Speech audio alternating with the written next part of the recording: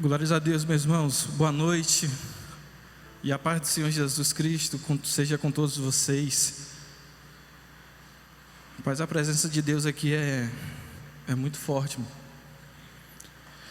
É muito forte. Espero que Deus também tenha entregue essa graça na sua casa, ou talvez você que vai assistir mais tarde no carro, ou vai ouvir, que a mesma ambiência, a mesma presença que está carregada nesse local acompanhe você na sua casa, em nome de Jesus Cristo, em nome de Jesus. Aleluia. Vamos abrir então nossas Bíblias em 1 de Pedro. 1 de Pedro, no capítulo capítulo 5. Deixa eu só ver o tempo aqui que eu tenho. Amém. 1 Pedro capítulo 5, verso 7, diz assim a palavra do Senhor. Diz bem assim, ó: lançando sobre ele toda a vossa ansiedade, porque ele tem cuidado de vós. Vou repetir de novo: lançando sobre ele toda ansiedade, porque, o próprio versículo responde, porque ele tem cuidado de vós. Amém, Senhor Deus e Pai, Senhor, obrigado, Senhor, pela Tua palavra, Senhor, no qual o Senhor vai ministrar em nossos corações. Toda a honra e toda a glória seja dada ao Teu nome. Quero Te pedir, Senhor, que Teu Espírito Santo, Pai, venha se utilizar, Pai, da minha vida, e venha, Pai, falar palavras para a Tua igreja, Senhor, de consolo, de conforto e de perseverança nessa noite, em nome de Jesus Cristo, Teu Filho amado, amém. Irmão, esse texto aqui de 1 Pedro, capítulo 5, ele conta o apóstolo Pedro encorajando os seus irmãos de Roma, após o imperador Nero tentar, na verdade ele incendeia a cidade, o imperador Nero, com a desculpa de fazer uma reforma urbana, diz os historiadores.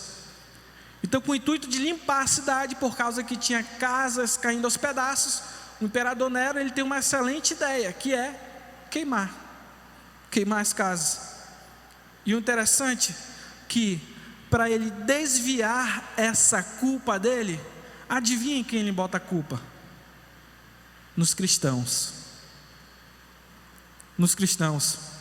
Então Nero, o imperador da época, obrigado, mano, ele resolveu nada menos do que incendiar a cidade e assim botar a culpa nos cristãos. E assim ele fez. E o interessante é que esse capítulo de 1 Pedro, capítulo 5, ele rompe todas as barreiras de eras, de tempo.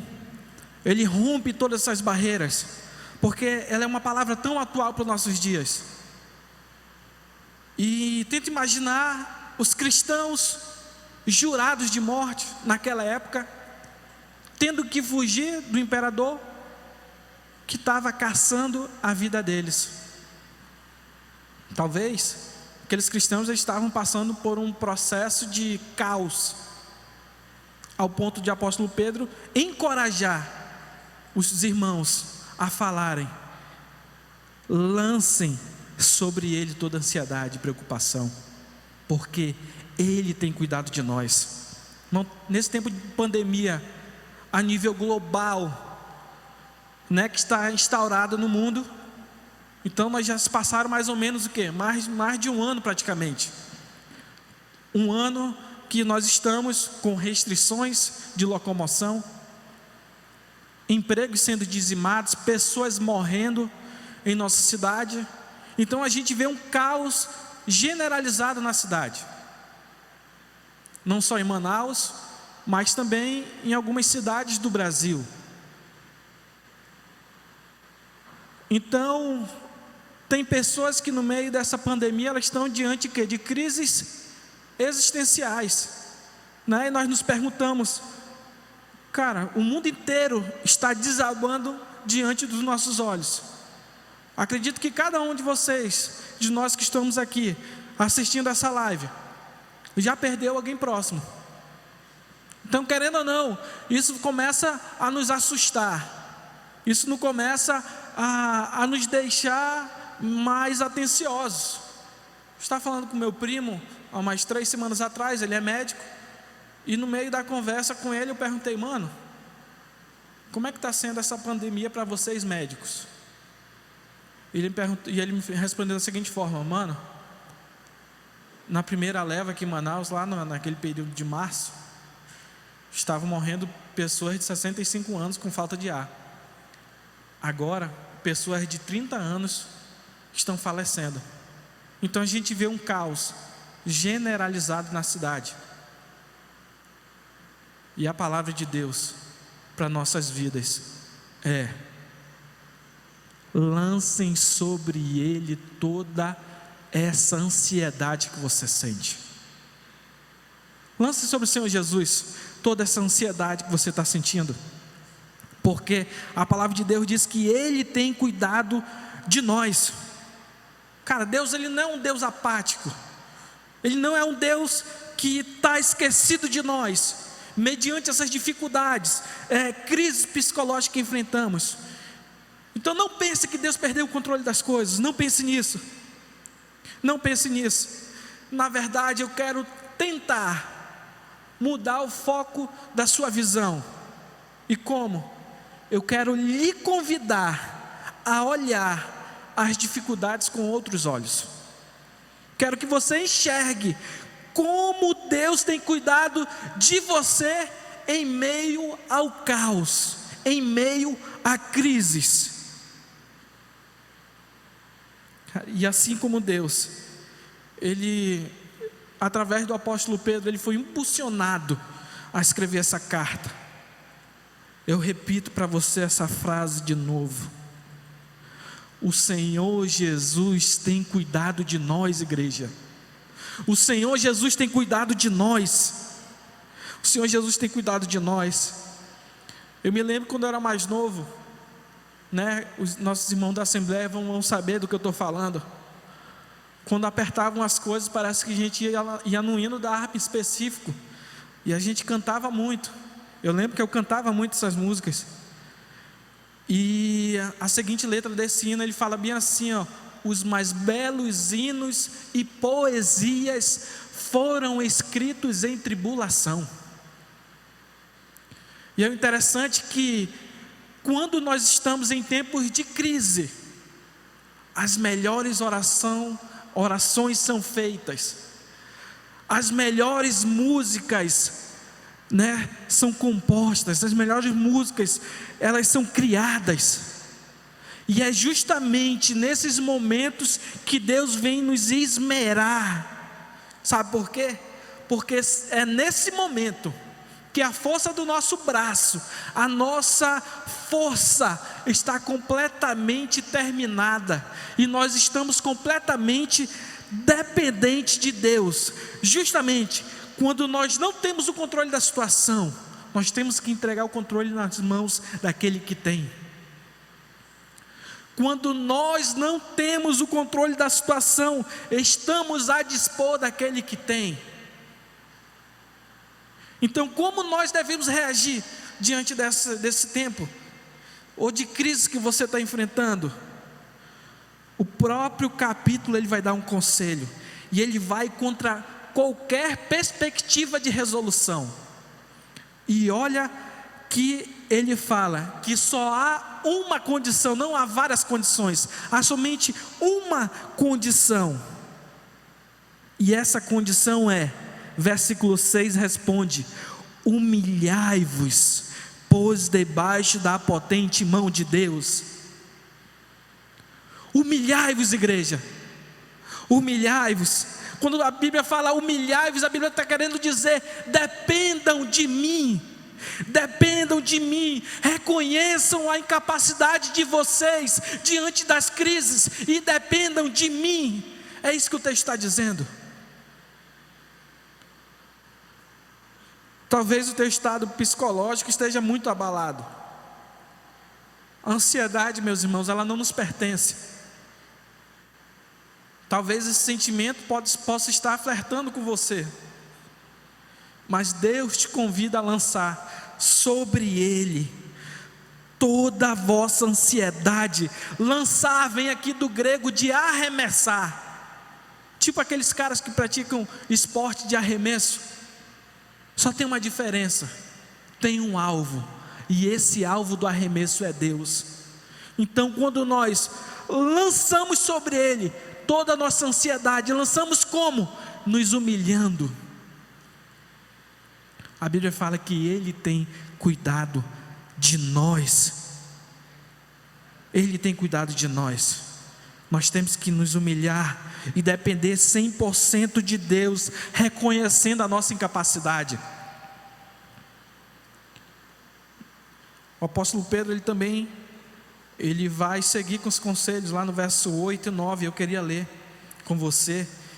O texto fala bem assim: sede sóbrios, vigiai, porque o diabo, vosso adversário, anda em derredor como um leão, bramando a quem possa tragar, a qual resistir firmes na fé, sabendo que as mesmas aflições se cumprem em vossos irmãos do mundo. Então entenda, precisamos ser vigilantes e sóbrios e resistir na fé. Irmão, não é só eu que estou sofrendo, não é só você que está sofrendo, mas a Bíblia fala que os nossos irmãos em todo o mundo. E a última pergunta que eu quero fazer para você nessa noite é: onde está a sua esperança nesse tempo de crise? Onde está a sua esperança nesse tempo de crise?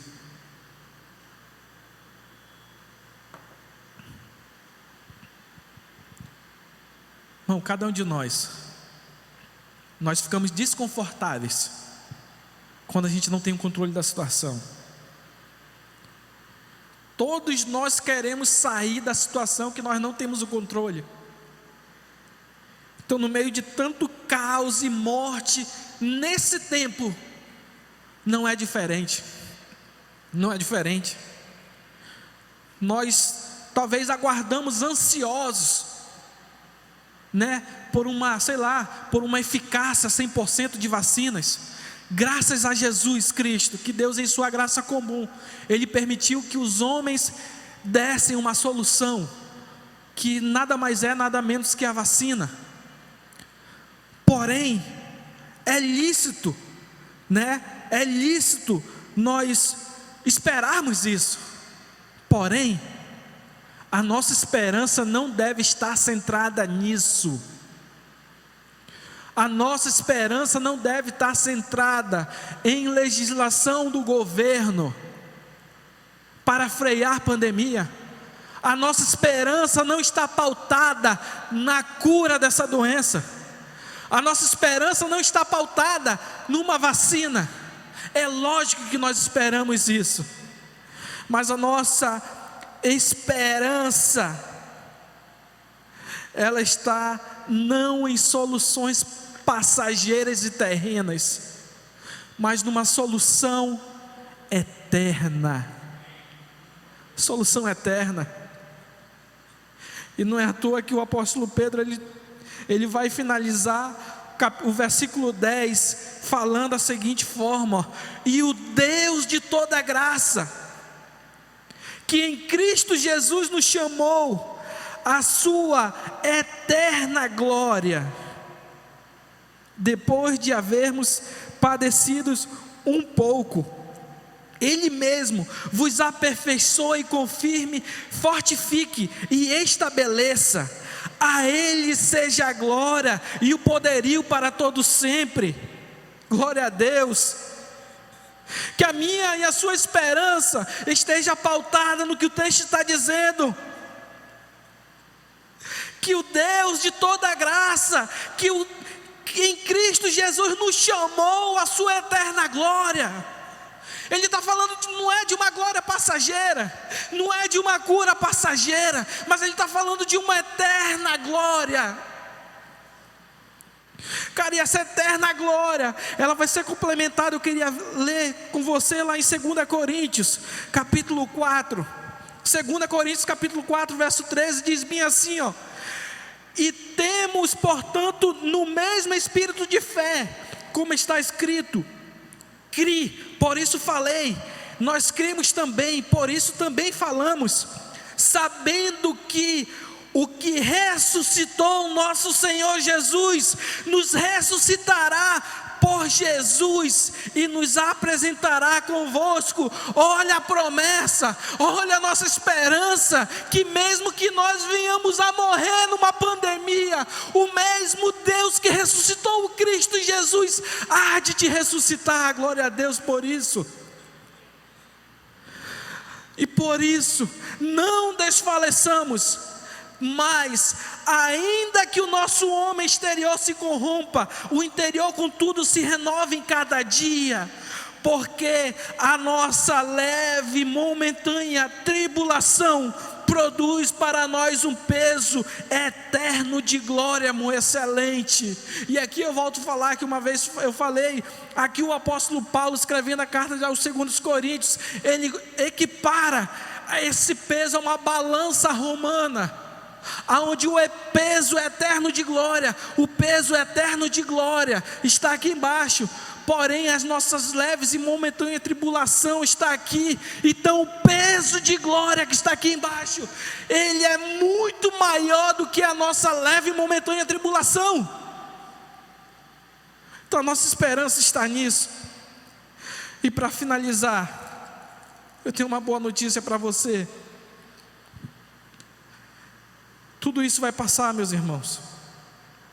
Tudo isso vai passar.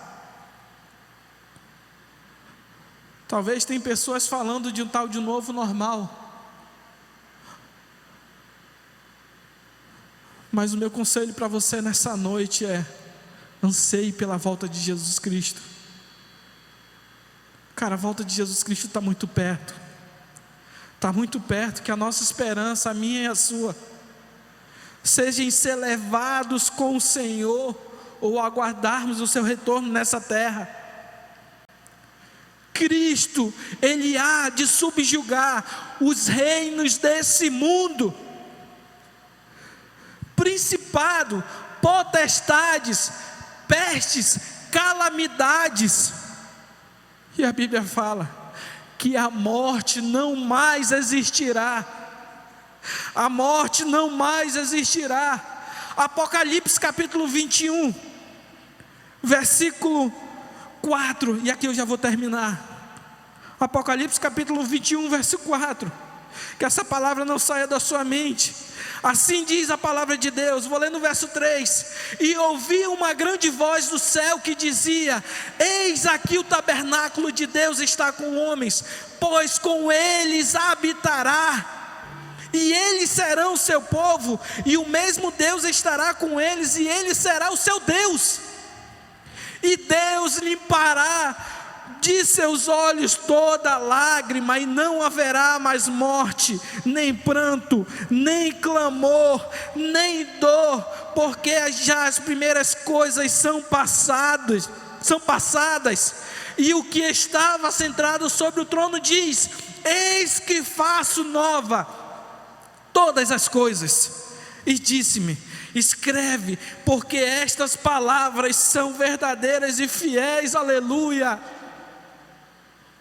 Isso daqui não é o presidente da república que está falando, não é o ministro da saúde, não é o governador, mas o Senhor Deus que está sentado no trono.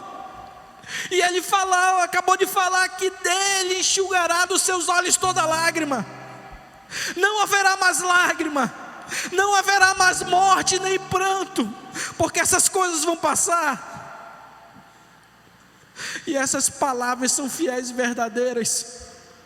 E aqui eu termino sobre essa palavra. Que o Senhor venha guardar de todo o coração, que o Senhor venha guardar a sua família, que o Senhor venha proteger seus entes, seus parentes. Faça a sua parte, tome cuidado, mas coloque a sua ansiedade aos pés do Senhor Jesus. Coloque os seus caminhos, suas dificuldades aos pés do Senhor. E assim eu quero orar. Senhor Jesus, Pai, tem misericórdia de nossas vidas, Deus. Nós somos falhos, Pai, pecadores, Senhor, carentes da Tua misericórdia, Senhor. Nós precisamos de Ti, Pai, nós precisamos entender que precisamos nos humilhar debaixo da Tua potente mão, Senhor. Então nos ajuda, Deus. Talvez meus irmãos, nós, Pai, estamos olhando muito a noticiário, muitas revistas, muitos, Senhor, jornais, e nós estamos agoniados, preocupados, Pai.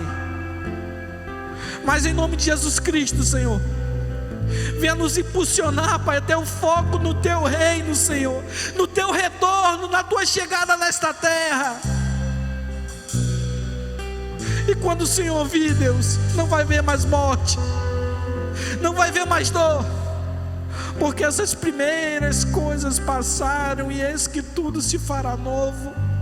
Glórias a Ti por isso, Deus santo é o Senhor. Então desde já nós Te agradecemos, Pai, pela proteção, pela cobertura, pela Tua misericórdia sobre nossas vidas. Que meus irmãos venham ter, Pai, uma excelente semana. Em nome de Jesus Cristo, o Teu Filho amado, nós Te pedimos. Abençoa meus irmãos, para a glória do Teu nome. Santo é o Teu nome, Senhor. Glórias a Ti, aleluia.